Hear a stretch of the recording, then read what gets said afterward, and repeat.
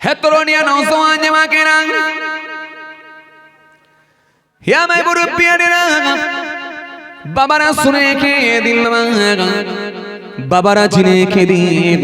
বাবা, আল্লাহ রাব্বুল আলামিন কোরআনে কারীমের মধ্যে পৃথিবীর মানুষের যা যা প্রয়োজনীয় সব কিছু কিন্তু কোরআনের মধ্যে দিয়ে দিয়েছেন। আমার আল্লাহ সুন্দর করে বললেন, ওয়াবুদুল্লাহ ওয়ালা তুশরিকু বিহি শাইয়্যা ওয়া বিল ওয়ালিদাইনি ইহসান। আল্লাহ সুন্দর করে বললেন, তোমরা এক আল্লাহর অনুসরণ করো, আল্লাহর সঙ্গে কেউ শরীক করো না। এটা হলো ফার্স্ট নাম্বার, এক নাম্বার কথা। কেননা আল্লাহর কাছে যত গুনাহ আছে, আমার আল্লাহ রাব্বুল আলামিনের কাছে সবথেকে বড় ধরনের পাপ হলো, সেটা হলো শিরিক। শিরিকের গুনাহ আল্লাহ মাফ করবেন না। শিরিক ছাড়া ইচ্ছা করলে আল্লাহ সমস্ত রকমের গুনাহকে তার বান্দা বান্দীদেরকে ক্ষমা করে দিতে পারেন, কিন্তু শিরিকের গুনাহ আল্লাহ মাফ করবেন না। শিরিকের অনেক দিক আছে, শিরকি আকবার আছে, শিরকি আসগার আছে। আমি পূর্বের ক্যাসেটে শিরিক সম্পর্কে ধারাবাহিক আলোচনা করেছি, কম বেশি প্রায় কোরআন হাদিস থেকে 2.5-3 ঘন্টা ধরে আমি শিরিকের উপরে খালি আলোচনা করেছি। পারলে আপনারা মোবাইলে সার্চ করবেন পীরজাদা মাহফুজুল্লাহ হোসাইনি শিরিক প্রসঙ্গ নিয়ে লিখবেন, শিরিক প্রসঙ্গ, সঙ্গে সঙ্গে দেখবেন আপনার সামনে চলে আসবে। শিরিক নিয়ে আমি কম বেশি প্রায় 2.5-3 ঘন্টা ধরে আলোচনা করেছি। কোন কথায় কথায় শিরিক হয়, কোনগুলো হলো শিরিকি কথাবার্তা, কোনগুলো হলো শিরিকি কাজ, শিরিকি আকবার কোনগুলো, শিরিকি আসগার কোনগুলো, একাধিকভাবে আমি সুন্দর করে আলোচনা করেছি। কোরআন থেকে আয়াতও দিয়েছি, ইন্নাল্লাহা লা ইয়াগফিরু আন ইউশরাকা বিহি ওয়া ইয়াগফিরু মা দুনা যালিকা লিমান ইয়াশা ওয়া মা ইউশরিক বিল্লাহি ফাকাদ ইফতারা ইসমান আযীম। ইন্নাল্লাহা লা ইয়াগফিরু আন ইউশরাকা বিহি ওয়া ইয়াগফিরু মা দুনা যালিকা লিমান ইয়াশা ওয়া মা ইউশরিক বিল্লাহি ফাকাদ দাল্লা দালালান বাঈদ। আমি এরকম একটা নয় একাধিক আয়াত এবং হাদিসকে সামনে রেখে শিরিক সম্পর্কে আমি ধারাবাহিক আলোচনা করেছি। আজকে কিন্তু এই প্রসঙ্গটা নিয়ে আমি আর টানছি না। আসুনের পরে আল্লাহ কি বললেন, ওয়াবিল ওয়ালিদাইনি ইহসান।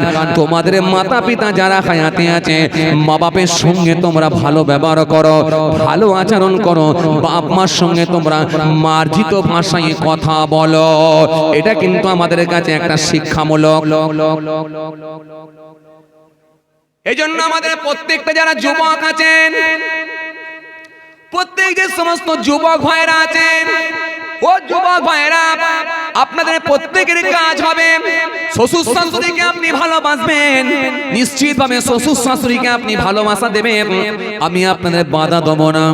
আপনি আপনার শ্বশুরকে কি খাওয়াবেন সেটা আপনার ব্যাপার, আপনি আপনার শাশুড়ি আম্মাকে কি খাওয়াবেন সেটা আপনার ব্যাপার। কিন্তু আপনাকে আমি এতটুকুই কথা বলবো, আপনার মায়ের সঙ্গে আপনি যেন খারাপ আচরণ করবেন না, বাপের সঙ্গে খারাপ আচরণ করবেন না। যে কোনো ভাবে মা বাপের মনকে সব সময় খুশি রাখাটাই হলো আপনার দায়িত্ব। আপনার মায়ের মুখে হাসি ফুটিয়ে দেওয়াটাই হলো আপনার কাজ। কেন?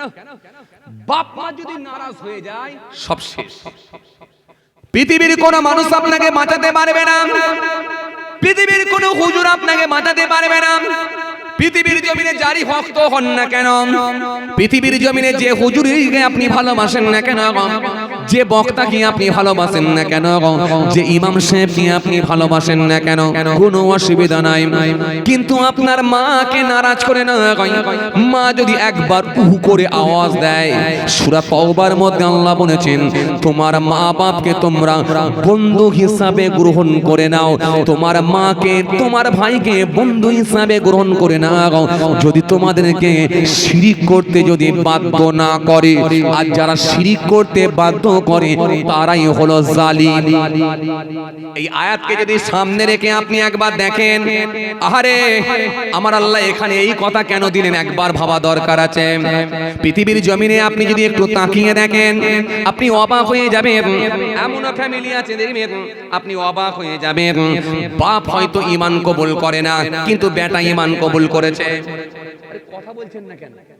হচ্ছে কি হয়নি? হচ্ছে কি হয়নি? পৃথিবীর অন্যান্য দেশের দিকে যদি তাকান, পাশ্চাত্য দেশের দিকে যদি তাকান, এমনও দেশের দিকে আপনি দেখতে পাবেন, এমনও মানুষের খবরগুলো আপনার সামনে এসে যাবে। যেহেতু সোশ্যাল মিডিয়ার যুগ, সব তথ্য আপনার হাতে এসে যাচ্ছে। বাপ হয়তো অমুসলিম, বাপ হয়তো মুসলমান নয়, কিন্তু বাপ হয়তো ঈমান কবুল করেন না, কিন্তু ছেলে হয়তো ঈমান কবুল করে নিয়েছে। এরকম ঘটনা অহরহ ঘটছে, ঘটছে। আবার হয়তো দেখা যাচ্ছে তার বিবি ঈমান কবুল করে না, ছেলে ঈমান কবুল করে না, কিন্তু বিবি ঈমান কবুল করে না, কিন্তু স্বামী ঈমান কবুল করে নিয়েছে। কথা বলেন না, কথা বলছেন না, কথা ঠিক কি না? এগুলো ঘটছে। এই জন্য আমার আল্লাহ সূরা তওবার মধ্যে আয়াতটা দিলেন, দিয়ে বুঝিয়ে দিলেন, এই পৃথিবীর মানুষ ভালো করে শোনো, তুমি তোমার বাপকে ভাইকে বন্ধু হিসাবে গ্রহণ করে না যদি তোমাকে কুফরি করতে বাধ্য না করে। আর যারা কুফরি করবে তারাই হলো জালিম। সুতরাং তোমার বাপকে তুমি বন্ধু হিসাবে গ্রহণ করো, তোমার ভাইকে বন্ধু হিসাবে গ্রহণ করে নাও। তুমি ঈমান কবুল করেছো ঠিকই আছে, কিন্তু তোমার বাপ, তার মানে ঈমান কবুল করার পরেও তোমার বাপকে তুমি খারাপ ব্যবহার করতে পারবে না। কত সুন্দরভাবে আমার আল্লাহ বুঝিয়ে দিলেন, তোমার বাপ, তোমার মা, তার সঙ্গে তুমি খারাপ আচরণ করবে না।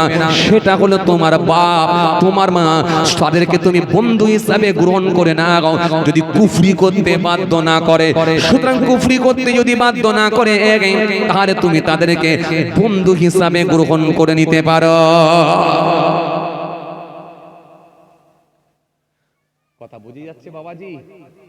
এই কথা বুঝতে পাচ্ছেন? এজন্য নবী বললেন কি, তিন শ্রেণীর মানুষের জবানে দোয়া কবুল হয়, দাওয়াতুল মাসলুম, দাওয়াতুল মুসাফির ও দাওয়াতুল ওয়ালিদ আলা ওয়ালাদিহি। নবী বলেছেন তিন শ্রেণীর মানুষের দোয়া কবুল হয়। এক নম্বরে কি? এক নম্বর হলো মাজলুম ব্যক্তির জবানে দোয়া কবুল হয়ে যায়। জোরে বলবেন না? আল্লাহু আকবার। জোরে বলবেন না? একটু জোরে বলবেন না? মাজলুম ব্যক্তি, যে ব্যক্তিটা জুলুমের শিকার হয়েছে, জুলুমের শিকার হয়েছে, খড়ের গাদায় কেউ আগুন লাগিয়ে দিয়েছে, কেউ তার বাড়ি ভেঙে দিয়েছে, কেউ তার গাড়িটাকে পুড়িয়ে দিয়েছে, কেউ তার জমিটাকে জোর করে দখল করে নিয়েছে। পৃথিবীর জমিনে যেখানে গেছে সেখানে সে ব্যর্থ হয়েছে। কোনো জায়গায় ন্যায় বিচার পায়নি, পঞ্চায়েতে বিচার পায়নি, কোর্টেতে বিচার পায়নি, প্রশাসনের দ্বারস্থ হয়েছে, সেখানেও বিচার পায়নি। ওই মানুষটা যখন মসজিদে গিয়ে চোখের পানি ছেড়ে আল্লাহর দরবারে একটু কেঁদে কেঁদে বলবে, মাবুদ তুমি এর বিচার করো, কেঁদে কেঁদে যখন বলবে, মাবুদ তুমি এর বিচার করো, তুমি এর বিচার করো, আমার নবী বলছে ওই মাজলুম ব্যক্তির জবানে দোয়াটা আল্লাহর দরবারে কবুল হয়ে যায়। একটু জোরে বলতে পারেননি? আরো জোরে হয়নি? আমার নবী বললেন ওর জবানের দোয়াটা কবুল হয়ে যাবে। তার থেকে আর আমার আল্লাহ পর্যন্ত মাঝখানে কোনো পর্দাও থাকবে না। আল্লাহু আকবার। তার মানে এখানে একেবারে এর সিওরিটি আছে নিশ্চিত ভাবে, এই মাজলুম ব্যক্তির জবানের দোয়া একবার যদি আল্লাহর দরবারে সে করে দেয়, একেবারে 100% তার জবানের দোয়া কবুল হয়ে যাবে। আর একটা কি নবী বললেন, মুসাফিরের দোয়া কবুল হয়ে যায়। আজকে যেমন আমি আপনাদের খেদমতে আছি মুসাফির, আমি যে রাস্তা অতিক্রম করেছি আমি দেখেছি আমি মুসাফির হয়ে গেছি। এর ভেতরে অনেক মানুষ থাকতে পারে, মুসাফির হালতে আরও কেউ থাকতে পারে। আল্লাহ রাজি হলে, খুশি হলে, তার এবং আমার আল্লাহ ইচ্ছা করলে এই জবানের দোয়াটা কবুল করে নিতে পারে। তাহলে মুসাফিরের দোয়া কবুল হয়। এই মুসাফিরের কথা বলতে গেলে আবার একটু ব্যাখ্যায় আসতে হয়, কত কিলোমিটার গেলে মুসাফির হয় আর কতটা গেলে সে মুকিম থাকবে। এই মুসাফির আর মুকিম এ নিয়ে আবার একটু ব্যাখ্যায় আসতে হয়। কথা বুঝে আসছে বাবাজি আমার ভাইরা? আর মুসাফির যদি কেউ হয়ে যায়, মুসাফির হলে তার কি কি ফ্যাসিলিটি থাকে? যদিও আমি পূর্বের ক্যাসেটে এটা আলোচনা করেছি, ডিটেলস মুকিম আর মুসাফির নিয়ে আলোচনা করেছি, তো আপনারা অনেকে হয়তো জানেন, তাই তো? নাকি জানা আছে? তো চলুন, জানা যখন আছে থাক, তাহলে এই পর্যন্তই থাক। চলুন। তো এই মুসাফির আর মুকিমের হয়তো আপনাদের ব্যাপারটা জানা আছে, তো চলুন এটা তাহলে আমি আর বলতে যাচ্ছি না। তো যে কথা আপনাকে বুঝাতে চাইছিলাম, তাহলে মুসাফিরের জবানের দোয়াটা কবুল হয়। আর একটা যে পার্টটা নিয়ে আমার আলোচনা চলছিল সেটা হলো মা বাপের দোয়া 100% তার ছেলের জন্য আল্লাহর দরবারে কবুল হয়। একটু জোরে বলেন। তাহলে ছেলে মেয়ের জন্য মা বাপের দোয়া 100% কবুল হবে, এতে কোনো সন্দেহের অবকাশ নাই। এজন্য নবী বলেছে 3 শ্রেণীর মানুষের দোয়া কবুল হবে। তার মধ্যে 1 নম্বরে হলো কি, জি, মাজলুম ব্যক্তির দোয়া, মুসাফিরের দোয়া আর মা বাপের দোয়া আল্লাহর দরবারে 100% কবুল হয়ে যাবে। আসেন, এইবারে আপনি আপনার মাকে খুশি করবেন কি, বাপকে খুশি করবেন কি করে, এটা কিন্তু আপনাকে এই পদ্ধতিটা কিন্তু জেনে নিতে হবে। খুব ভালো করে শোনেন। দেখেন, জোর করে কিন্তু দোয়া পাওয়া যায় না। খুব ভালো করে শোনেন, জোর করে দোয়া পাওয়া যায় না। দোয়া পেতে হলে অন্তরটাকে খুশি করতে হয়। কি বলছি বুঝতে পারছেন? এই আমার দিকে তাকান। অন্তর খুশি করলে দোয়া বেরোয়। দোয়া মুখ থেকে নিতে হয় না, দোয়া হচ্ছে ভিতর থেকে নিতে হয়। এই কথা বলে না। দোয়া কোথা থেকে নেবেন? ভিতর থেকে, অন্তর থেকে। অন্তর থেকে দোয়া নিতে হয়। দোয়া কিন্তু জবান থেকে হয় না, দোয়া হয় অন্তর থেকে। জোরে বলতে পারেন না? আরো জোরে হয় না?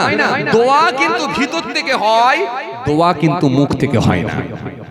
আসেন, এবার আমি আপনাদের সামনে কি বলেছিলাম, একটা পজিটিভ আয়াতকে সামনে রেখে কিছু আলোচনা করছি। ওয়াবিল ওয়ালিদাইনি ইহসান, এরপরে কি ওয়াবিজিল কুরবা, তারপরে কি ওয়াবিজিল কুরবা ওয়াল ইয়াতামাল মাসাকিন, এরপরে কি ওয়াল জারিজিল কুরবা ওয়াল জারিল জুনুব ওয়াস সাহিবি বিল জানবি ওয়াবনিস সাবিল আমা মালাকাত আইমানুকুম ইন্নাল্লাহা লা ইউহিব্বু মান কানা মুখতালান ফাকুরা। এই আয়াতকে সামনে রেখে, পজিটিভ আয়াতটাকে সামনে রেখে আমি কিছু আলোচনা করছি আপনাদের সামনে। ভালো করে শুনুন। এইবারে মায়ের সঙ্গে আপনি দোয়া নেবেন কি করে, এই পদ্ধতিগুলো জেনে রাখো। এই যুবকরা, এই পদ্ধতি জেনে রাখো। মা বাপ যদি রেগে যায়, রেগে গেলে তুমি ওই রেগে যাওয়ার সময় বাপ মার সামনে যেন উঁচু আওয়াজে কথা বলতে যাবে না।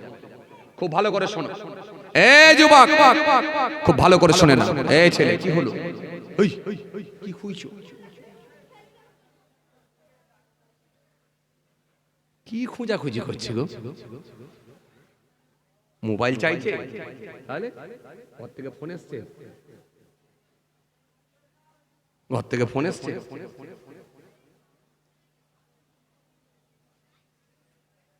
হ্যাঁ, ও আচ্ছা, ঠিক আছে, চুপ করে বসো। আচ্ছা, এবারে কি দোয়া নেওয়া, দোয়া নেওয়াটা কেমন ভালো করে শোনে। একজনকে যদি এক চর মেরে দিয়ে বলা হয় আলা 10 টাকা লে, খুশি হবে? এরা কোনো উত্তর দিচ্ছে না তো। আচ্ছা, একটু বাড়িয়ে দেওয়া হলো, এক চর ঝেড়ে মারা হলো, রেগে গিয়ে মেরে দিয়ে বলছে 50 টাকা নিয়ে ঘর যা, ও লেবে? কথা বলছে না, লেবে? ওই 50 টাকার জন্য যদি ঝেড়ে এক চর মারে, মেরে দিলে কি তার মনটা খারাপ হবে কি হবে না? ওই লোকটা দুঃখ পাবে কি পাবে না? 50 টাকা নেবে? ধরুন আপনার বাড়িতে কেউ এসেছে ফকির সাহেব, পয়সা চাইতে, আপনি ঝেড়ে এক চর মারলেন, মেরে দিয়ে বললেন আরে 10 টাকা নেবে? ও কথা বলে না। নেবে? নেবে? কখনই না। বলবে ফকির বলে কি আমার মান সম্মান নেই? না ফকির বলে কি আমি মানুষ নয়? তুই মারার কে রে ভাই? তুই মারবে কেন? এইটুকু বলতে পারো যে পয়সা দেবো না। তুই না দেবে তো আমি চলে যাব, অন্য বাড়িতে যাব। তুমি মারলে কেন? এই কোশ্চেনটাও কিন্তু সে করবে। আর তারপরে আল্লাহর কাছে কি পাবে, শাস্তি পাবে না বেনিফিট পাবে, পুরস্কার পাবে না কি পাবে, সেটা তো আছেই, ওটা তো আছেই, ওটা তো ভিতরে গেলে পাবে। কিন্তু এখন ফকির সাহেবও কিন্তু পয়সা আপনার কাছ থেকে নেবে নেবে না, যেহেতু আপনি তাকে এক চর মেরেছেন।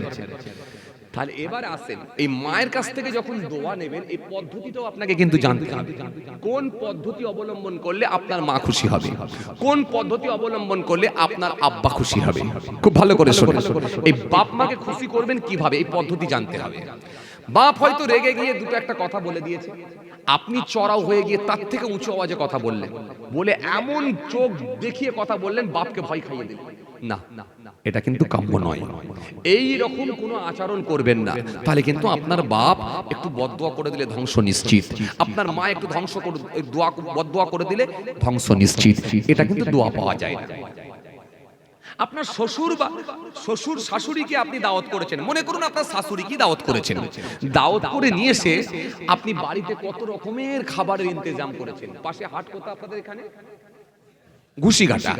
এখন ঘুষিঘাটা হাট থেকে, ঘুষিঘাটা বাজার থেকে বাগদা চিংড়ি কিনে নিয়ে এসেছেন, ইলিশ মাছ কিনে নিয়ে এসেছেন, মগজ কিনে নিয়ে এসেছেন, খাসির গোশ কিনে নিয়ে এসেছেন, বিফ বিরিয়ানি করেছেন, একেবারে 6-8 রকমের তরকারি দিয়ে বিফ বিরিয়ানি দিয়ে আপনার শাশুড়িকে খেতে দিয়েছেন। খুব ভালো করে বুঝবেন, শাশুড়িকে খেতে দিয়েছেন, দস্তরখানা বিছিয়ে দিয়েছেন। আবার এমনি শাশুড়িকে ভালোবাসেন তো এরপরে আবার একটু বেগমের চাপ আছে, কথা বলে না। বেগমের চাপ থাকে না থাকেনি? আরে এরা কথা বোঝে না তো। আরে বেগমের চাপ থাকে না থাকেনি? হ্যাঁ, এই যুবকগুলো বলছে না কেন? মনে হচ্ছে ভাবি খুব ভালোই বাসে না শাশুড়িকে। ও না, হ্যাঁ সবাই ভালো আলহামদুলিল্লাহ। তবে আপনার কাছে মনে রাখবেন আপনার মা, আর আপনার বিবির কাছে কিন্তু তার মা, এটা মনে রাখবেন, খুব ভালো করে শোনেন। সুতরাং আপনি আপনার শাশুড়িকে ভালোবাসবেন, আপনার বিবি আবার তার শাশুড়িকে ভালোবাসবে। বিবি তো শাশুড়িকে 100% ভালোবাসা দরকার। কারণ এই ছেলে খুব বকছে তো, ফাটাফাট করে বকে যাচ্ছে। আসেন খেয়াল করেন ভাইরা আমার, বন্ধুরা আমার, সাথী মহব্বতের ভাইরা, কি বোঝাতে চাইছিলাম? বিবি তার শাশুড়িকে 100% ভালোবাসা উচিত। কারণ একটা বাড়িতে যখন বউ এসে পৌঁছে যায়, খুব ভালো করে শুনবেন, বউ এসে যখন পৌঁছে যায়, ওই বউটা কি শাশুড়ি মনে করা উচিত যে এটাই আমার মেয়ে, আর বউটারও উচিত এটাই আমার মা। কারণ এই বাড়িটাই যখন আমি এসে পৌঁছেছি, যখন আল্লাহ আমাকে এই ঘরেই পৌঁছে দিয়েছেন, এখন থেকে এই মাটাই হলো আমার মা। এটা যদি পুরো করে নিতে পারে, তাহলে শাশুড়ি বৌমাই কিন্তু আর গোলমাল নেই, তাহলে আর কোনো গোলমাল। আর যদি এটা মনে না করতে পারে, তাহলে কিন্তু গোলমাল। গোলমালটা কোন জায়গায় জানেন? কিছু শাশুড়ি আছে দেখবেন, পুকুরের ধারে গিয়ে, ঘাটেতে গিয়ে, কাপড় কাচতে গিয়ে, থালা বাসন মাজতে গিয়ে বলে, আমার জামাইটা খুব ভালো জানো, এত ভালো, ইনকামও ভালো করে, আর সব থেকে বড় কথা হচ্ছে আমার মেয়ের কথাই ওঠে আর বসে, খুব ভালো।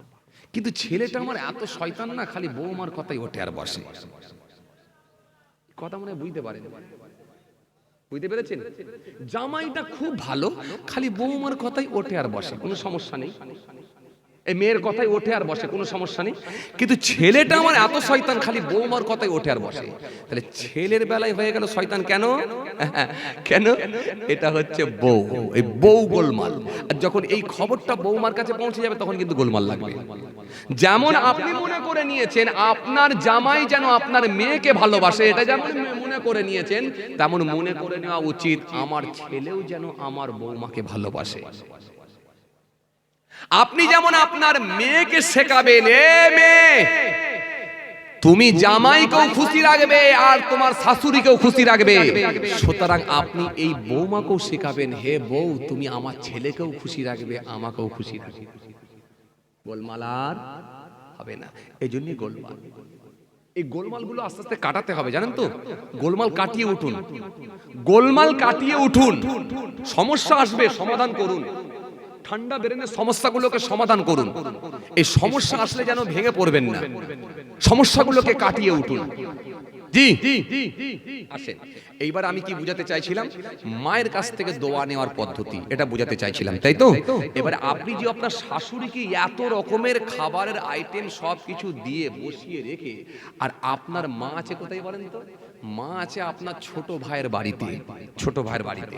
এখন ছোট ভাইয়ের যে ছেলেটা, সে এসে দেখে নিল, এসে দেখলো যে হ্যাঁ, বড় আব্বার ঘরে বা বড় চাচার ঘরে কত রকমের রান্না হয়েছে, আর বড় চাচার শাশুড়ি এসেছে, এসে খাওয়া দাওয়া হচ্ছে। ছোট 8 বছরের ছেলেটা ঘরে গিয়ে তার মাকে বলে দিল, আর দাদিকে গিয়ে বলল, দাদি তোমাকেও বলে নে, আমাকেও একটু দিলুনি। দাদির মনটা খারাপ হবে না? হবে না? আরে কথা বলছেন না কেন? হ্যাঁ, এই যে 17 রকমের আইটেম, 16 রকমের আইটেম, মাছ ভাজা, বাগদা চিংড়ি, ডিম ভাজা, সালাদ, বিরিয়ানি, মগজ ভাজা, কোফতা, টিকিয়া, এই যে 17 রকমের আইটেম করেছেন, যখন নিয়ে গিয়ে খবরটা যখন ওই বাচ্চা ছেলেটা যখন তার মাকে দিয়েছে, দাদিকে দিয়েছে, অটোমেটিকলি দাদির মনটা খারাপ হবে। আমি পাশেই আছি, একটু আমি মা বলে একটু দিয়ে পাঠালিনি, আর আমাকে একটু ডাকলিও নি, আর এক বাটি বলে তোর ভাইপোটাকেও দিয়ে পাঠালিনি। শুনছেন? ভাইপোটাকেও দিয়ে পাঠালিনি, তোর ভাইপোটাকে একটু বললিনি, আমাকে একটু বললিনি, আমি মা। মায়ের মনটা কিন্তু খারাপ। খুব ভালো করে শোনেন, মায়ের মনটা কিন্তু খারাপ হবে।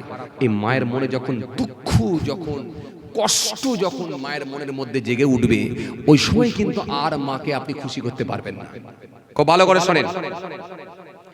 এইবারে পরদিনে আপনি যখন কলকাতায় চলে গেলেন, কলকাতায় যখন যাবেন বলে ঠিক করলেন, মায়ের কাছে দেখা করতে গেলেন, মা কলকাতায় যাচ্ছি, মা তুমি আমার জন্য একটু দোয়া করো। মা হয়তো ছেলের মুখের দিকে তাকিয়ে বলবে, বেটা দোয়া করছি, কিন্তু গতকালকের কথাটা কিন্তু মা ভুলে যেতে পারবে না। শাশুড়িকে দাওয়াত করে 17 রকমের তরকারি দিয়ে খাওয়ালিয়ে নাকেতে আমার খুশবু এসে পৌঁছে গেল, তোর ভাতিজা এসে আমাকে খবর দিয়ে গেল, আমি মাই ঘরে পড়ে আছি, এক বাটি বলে তুই আমাকে দিয়ে গেলি না। খায় আর না খায় আলাদা কথা, আমাকে একটু হাতটা ধরে ডেকে নিয়ে গিয়ে তো শাশুড়ি পাশেতে নিয়ে গিয়ে বসালি না। এই যে মায়ের মনের মধ্যে একটা দুঃখ লেগে গেল। এবারে যদি আপনি মায়ের কাছে দোয়া নিতে চান, ওই মায়ের জবান দিয়ে যদি দোয়াও বেরোয়, কিন্তু অন্তর থেকে কখনো দোয়া বেরোতে পারে না। এজন্য বাবাজি আমার ভাইরা, হুমা জান্নাতুকা ওয়া নারুকা, তোমাদের পিতামাতা তোমাদের জন্য জান্নাত, তোমাদের পিতামাতা তোমাদের জন্য জাহান্নাম। এত রোনিয়া বাবাজি আমার ভাইরা, ভালো করে শুনে রেখে দিন। বাপ নারাজ হয়ে গেলে, মা নারাজ হয়ে গেলে, আল্লাহ নারাজ হয়ে যায়। আর বাবা যদি না আপনার পক্ষে চলে আসে, আল্লাহ স্বয়ং আপনার পক্ষে চলে আসে। পৃথিবীর জমিনে নবী বললেন, তোমার পিতামাতা তোমার জন্য জান্নাত, তোমার পিতামাতা তোমার জন্য জাহান্নাম। বাপ মা খুশি হয়ে গেলে স্বয়ং আল্লাহ পাক তোমার উপরও খুশি হয়ে যাবে। জোরে হয় না? আর একটু জোরে হয় না? আর একটু জোরে হয় না? এই জন্য আপনার কাজ হলো মা বাপকে যে কোনো ভাবে খুশি করা। তাহলে এখানে আপনার মা অসন্তুষ্ট হয়ে গেল, খুশি করতে পারলেন না। এবারে যদি আপনি আপনার মাকে যদি বলেন, মা কলকাতায় চলে যাচ্ছি, একটু দোয়া কর, মায়ের ভেতর থেকে আর দোয়া আসবে না। যখন দেখলেন মা কিছু বলছে না, তখন আবার ঘুরিয়ে বলছেন, মা কলকাতায় চলে যাচ্ছি, একটু কড়া করে দোয়া কর। অনেকে আবার বলে না কড়া করে দোয়া, কথা বলেন। আমাদেরকেও মাঝে মাঝে বলে, জানেন তো হুজুর একটু কড়া করে দোয়া করবে। আমি বলি কড়া করে কি দোয়া করবো গো? আমার কাছে তো কড়া টরা কিছু নেই, কড়া খুন্তি নেই। আছে সূরা ফাতিহা শরীফ আছে, সূরা ইখলাস শরীফ আছে, সূরা নাস শরীফ আছে, আয়াতুল কুরসি আছে, সূরা ইয়াসিন শরীফ আছে, এগুলো আছে, কিন্তু কড়াও নেই খুন্তিও নেই। তুমি কি নেবে বলো দেখি? আছে না কিছু মানুষ কড়া করে। তাহলে এখানে যদি আপনার মাকে বলেন কড়া করে দোয়া কর, আপনার মা কিন্তু দোয়া করতে পারবে না, ওই ভেতর থেকে দোয়া বেরোবে। এবার আসুন ভিতর থেকে দোয়া বেরোবে কেমন করে, চলেন আমি আপনাকে একটুখানি বুঝিয়ে দিই। মনে করুন পৌষ মাসের ঠান্ডা, কি মাঘ মাসের কনকনে ঠান্ডা। এই মাঘ মাসের কনকনে ঠান্ডাতে আপনার মা যে ঘরেতে ঘুমিয়ে আছে বা শুয়ে আছে, রাত 11:15 বাজছে, আপনি ওই ঘরের মধ্যে দরজাখানা ঠেলে দিয়ে ভিতরে ঢুকে গেলেন। ঢুকে গিয়ে একবার আওয়াজ দিয়ে বললেন, মা মা মা তোমাকে কি ঠান্ডা লাগছে? হঠাৎ করে দেখা যায় কম্বলটাকে একটু বা কাঁথাটাকে চাদরটাকে একটু সরিয়ে দিয়ে চোখটা বের করে বলছে, বেটা ঠান্ডা খুব একটা আমাকে লাগে না। যখন বলেছে খুব একটা ঠান্ডা লাগে না, তখন আপনাকে বুঝে নিতে হবে নিশ্চিতভাবে আমার মাকে ঠান্ডা লাগছে। এবার আপনি ঘরের চারিদিকটা তাকিয়ে তাকিয়ে দেখলেন কোন দিক দিয়ে ঠান্ডা ঢুকছে। যখন আপনি তাকিয়ে দেখলেন জানালাটা আছে, কিন্তু জানালার নিচে পোটিংটা খারাপ হয়ে গেছে, পোটিংটা খুলে খুলে চলে গেছে, পোটিংটা শুকিয়ে গিয়ে ঝরে ঝরে পড়ে গেছে। আপনার মনে হলো এর নিচে দিয়ে হয়তো হাওয়া ঢুকতে পারে। ছেঁড়া একটা কাপড় ছেঁড়া নিয়েছে, ওই ফাঁকা জায়গাগুলো একটু ঠিলে ঠিলে দিয়ে ছিদ্রগুলো বন্ধ করে দিলেন। বন্ধ করে দিয়ে বললেন, মা ছিদ্র তো বন্ধ করে দিয়েছি মা, মনে হয় আর হাওয়া ঢুকবে না। যদি এর পরেও হাওয়া ঢোকে তুমি আমাকে বলবে, কালকে ব্যবস্থা করে দেব। মা তুমি আজকে একটু ঘুমিয়ে যাও বলে মাকে আপনি শুইয়ে দিয়ে সান্ত্বনা দিয়ে আপনি আপনার নিজের রুমে কামরার মধ্যে চলে গেলেন। পরদিন সকাল হয়ে গেল, মনটা চাইলো গত রাত্রে মা বলেছিল সেরকম ঠান্ডা লাগে না, তার মানে হয়তো নিশ্চয় আমার মাকে ঠান্ডায় লাগছে। আপনি আর কোনো কথা না বলে ঘুষি কাটা মার্কেটে চলে গেলেন, কিংবা মালঞ্চ মার্কেটে গেলেন। মালঞ্চ মার্কেটে গিয়ে সুন্দর একটা মকমলের কম্বল কিনে নিয়ে এলেন। 1600 টাকা দিয়ে একটা মকমলের কম্বল কিনে নিয়ে এলেন। ঠিক আজ রাতে আবার সেই রাত 12টার সময় আবার মায়ের ঘরের মধ্যে সেই কম্বলটা নিয়ে প্রবেশ করলেন। প্রবেশ করে বললেন, মা ঘুমিয়ে পড়লে নাকি? তখন মা ওই ক্যাঁটার ভেতর থেকে আওয়াজ দিয়ে বলে, না বেটা, এখনো ঘুমায়নি। তখন আপনি আবার মাকে জিজ্ঞাসা করলেন, মা আজকে কেমন ঠান্ডা লাগছে? বলে, না তেমন ঠান্ডা লাগে না বেটা। তখন আপনি মাকে বললেন, মা একবার মুখটা বের করে দেখো, তোমাকে আর ঠান্ডা লাগার কথা নয়, তোমার জন্য আমি একটা সুন্দর নতুন মখমলের কম্বল নিয়ে এসেছি। বলে আর কিচ্ছু বলতে হবে না, বলে ওই কম্বলটাকে নিয়ে পা থেকে মাথা পর্যন্ত চাপা দিয়ে দিলেন। চাপা দিয়ে বললেন, মা কালকে আমাকে রেজাল্ট দেবে, ঠান্ডা আর লাগবে না। যখন ওই কম্বলটা মায়ের গায়ের ওপরে চাপা দিয়ে দিলেন, দিয়ে আপনি যখন নিজের কামরায় চলে গেলেন, দরজাটা টেনে দিলেন। আল্লাহর কসম করে বলি, ওই মা যতক্ষণ পর্যন্ত জাগ্রত অবস্থায় থাকবে, ওই কম্বলের ওপরে হাতখানা বোলাবে আর আপনার জন্য অন্তর থেকে দোয়া করবি। আরো জোরে বলেন, আরো জোরে বলেন। ওই মা যতক্ষণ জেগে থাকবে, খালি আপনার জন্য অটোমেটিকলি অন্তর থেকে দোয়া করবে, আমার ছেলে আমার ঠান্ডা সহ্য করতে পারে না, কত দামি কম্বল নিয়ে সে আমার গায়ে দিয়েছে দেখো। মায়ের মনটা বড় হয়ে যাবে, অটোমেটিকলি জবান থেকে নয়, তখন ভিতর থেকে দোয়া আপনার জন্য বেরোবে। তখন কিন্তু আর বলতে হবে না মা আমার জন্য দোয়া করো, এটা বলা লাগবে না। অটোমেটিকলি আপনার মা আপনার জন্য যতক্ষণ জেগে থাকবে, দোয়া কিন্তু চালু থাকবে।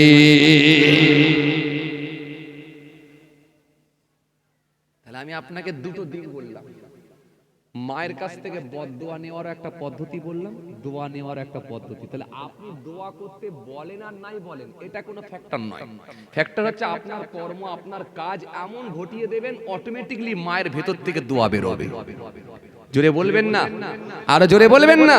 আর মা যদি আপনার জন্য দোয়া করে দেয়, তীরের আগে আপনার জন্য জবানে, মায়ের জবানে দোয়া তীরের আগে দৌড়ায়, আল্লাহর দরবারে ওই দোয়া পৌঁছে যায়, কিচ্ছু কেউ আটকে দেওয়ার মতো ক্ষমতা নাই। নবী বলেছে, দুনিয়ার জমিনে মা বাপ যদি পক্ষে এসে যায়, স্বয়ং আল্লাহ পক্ষে আসবে। আপনার জন্য, আমার জন্য, ওনার জন্য, ওনার জন্য, যে যার প্রত্যেকের জন্য বাপ মা। কোন হুজুর আপনার জন্য দোয়া করলো কি দললো না, ওই হুজুরের জবানের দোয়াটা কবুল হবে কি হবে না, এর কোনো গ্যারান্টি নেই। কোন বক্তা আপনার জন্য দোয়া যদি করে থাকে, এই দোয়া কবুল হতেও পারে নাও পারে, গ্যারান্টি নেই। কোন পীর সাহেব আপনার জন্য যদি দোয়া করে থাকে, ওই দোয়া কবুল হতেও পারে নাও পারে, গ্যারান্টি নেই। কিন্তু আপনার মা যদি দোয়া করে দেয়, আপনার বাপ যদি দোয়া করে দেয়, 100% কবুল হবে, এটা গ্যারান্টি আছে। জোরে বলবেন না। যুবকরা, তোমাদের জন্য বললাম, তোমাদের জন্য বললাম, বাপ মা তোমাদের জন্য, আমাদের জন্য নিয়ামত। বাপ মার সঙ্গে খবরদার খারাপ আচরণ করবে না। বনু সালমা গোত্রে একজন মানুষ এসে হাজির হয়ে গেল। বনু সালমা গোত্রে একজন মানুষ এসে আমার নবীকে এসে সালাম দিলেন, আসসালামু আলাইকুম ইয়া রাসূলুল্লাহ, ইয়া হাবিবাল্লাহ। হুজুর বিয়াদবি নেবেন না হুজুর, হুজুর আমার মা বেঁচে নাই, আমার বাপ বেঁচে নাই, কবরে চলে গিয়েছে। আমার মা বাপের জন্য, আমার পিতা মাতার জন্য মৃত্যুর পরে কি আমার কিছু কোনো করণীয় কাজ আছে? আল্লাহ নবী বললেন, যদি মারা যেয়ে থাকে, কবরে যদি চলে গিয়ে থাকে, আমি রাসূল বলি তোমার ওই মৃত বাপ মার কথা মনে করে তুমি 5টা কাজ করতে পারবে। ওই 5টা কাজ করো, আল্লাহর কাছে কবুল হয়ে যাবে। মারা গেলেও তারপরে তুমি 5টা কাজ করবে। কটা কাজ? 5টা। আমি কিন্তু ছোট্ট একটা আয়াতে কারিমা তেলাওয়াত করেছি, মনে রাখবেন, ওয়াবিল ওয়ালিদাইনি ইহসান। এরপরে কি ছিল? ওয়াবিল কুরবা واليتامى المساكين والجار القربى والجار الجنوب والصاحب بالجنب وابن السبيل وما ملكت أيمانكم إن الله يحب من كان مختالا فخورا। এই আয়াতকে সামনে রেখে আমি একটু একটু করে টাচ দিয়ে যাচ্ছি।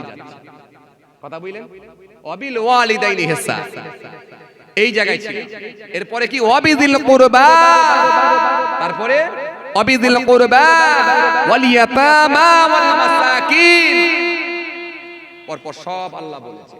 এর মধ্যে আমি দ্বিতীয় নম্বরে ছিলাম কি? মা বাবা। মা বাবা পিতা মাতাকে নিয়েছিলাম, অবিল ওয়ালিদাইনি ইহসান, এই পাঠটা নিয়ে এখন আলোচনা হবে। এই পাঠ আপনি খুব ভালো করে বুঝবেন। আমি একটা ছোট্ট আয়াতকে সামনে টেনে নিয়ে কিছু আলোচনা করছি। আসে এইবারে বনু সালমা গোত্রের একজন মানুষ এসে আমার নবীকে বলে, ইয়া রাসূলুল্লাহ, হাবিবাল্লাহ, হুজুর, বাপ মা ইন্তেকাল হয়ে গেছে, এই মা বাপে ইন্তেকাল হয়ে যাবার পরেও কি কিছু কাজ আমাদের উপরে বর্তাবে? কিছু কাজ আছে, কিছু করণীয় আছে, কিছু করণীয় কাজ আমাদের উপরে কিছু আছে হুজুর? আল্লাহর নবী বলে 5টা কাজ করবে। কটা? 5টা। হে তরুণিয়া নওজোয়ান জামাকেরা,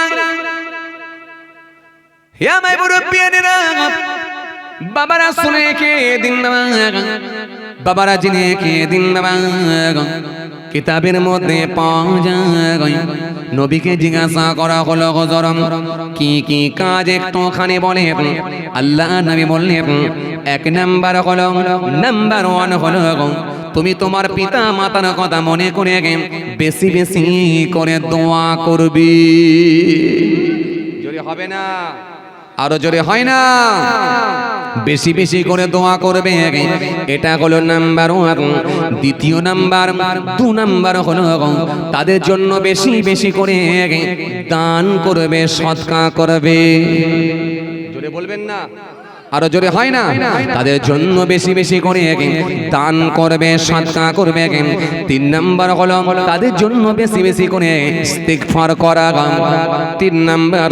4 নাম্বার, 4 নাম্বার হলো তাদের জন্য তোমার বাপের বন্ধু যারা হায়াতে আছে, ওই মাপদার বন্ধুর সঙ্গে ভালো আচরণ করা, ভালো ব্যবহার করা। তাহলে তাদের জন্য বেশি বেশি করে জোরে বলো দোয়া করা। দোয়া সম্পর্কে আমার নবী হাদিস দিয়েছেন, তাদের জন্য বেশি বেশি করে দান করা, দান করা, সদকা করা। এই দান সদকা সম্পর্কে আমার নবী হাদিস দিয়েছেন, আর আমার আল্লাহ কোরআনের আয়াতও দিয়েছেন। জি, ইয়ামহাকুল্লাহু রিবা ওয়া ইরবিস সাদাকাত আল্লাহু ইউহিব্বু কুল্লা কাফারিন আযীম। দান সদকা সম্পর্কে একাধিক আয়াত এসেছে, একাধিক হাদিস এসেছে। কথা বুঝছেন? নবীকে জিজ্ঞাসা করা হলো, হুজুর ইন্না নিশ্চয় নাতাসাদদাকু, হুজুর আমরা সদকা করি, দান করি, খায়রাত করি, লিমাউতিনা আমাদের মৃত আপনজনদের জন্য, হাল ইয়াসিলু ইলাইহিম সেগুলো কি তাদের নিকট পৌঁছায়? নবীকে জিজ্ঞাসা করা হলো। নবী বললেন, ক্বালা ইয়াসিলু ইলাইহিম ওয়া ইয়াফরাউনা কামা তাফরাউনা বিল হাদায়া। মাশাআল্লাহ, ভাইজান এসে গেছে, আমরা সকলেই চিন্তিত ছিলাম। সকলে তাকবীর দেন, নারায়ে তাকবীর, আর জোরে দেন নারায়ে তাকবীর। সিলসিলা মুজাদ্দিদ জামান দাদা পীরের হক সিলসিলা ভাইজান হুজুর কিবলা নার দিবে। অসমাপ্ত বক্তব্যকে সমাপ্তির দিকে আগিয়ে দিলাম। সকলকে সালাম দিই, আসসালামু আলাইকুম।